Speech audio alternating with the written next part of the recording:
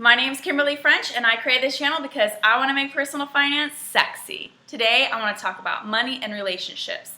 And the question at hand is your relationship making you broke? I got to thinking about this last week because my girlfriend called me in distress over some boy problems, and she's like, meet me downtown for a drink, I gotta talk to you.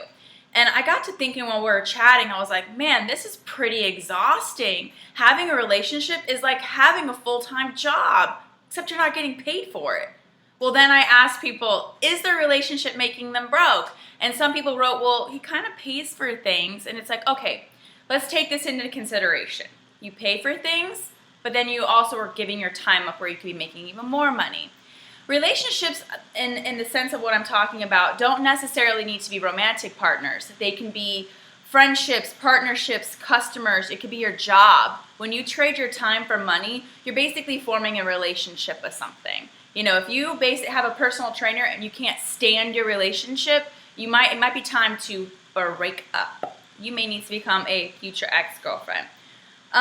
Basically, you're trading your time and energy. So on the weekends, usually, you know, people, they go to chill, or they're turning up, or they're getting drunk in the clubs, they're going to the movies, they're spending all this money on distractions, trying to love somebody else when they could be, you know, doing more internal work, loving themselves, and focusing on their side hustle or part-time jobs.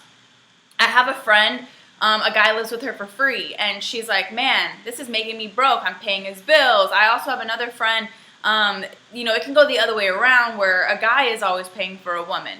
I can guarantee I have some fancy jewelry from my days, and I have some nice shoes and stuff, but at the same time, I'm having to put in work.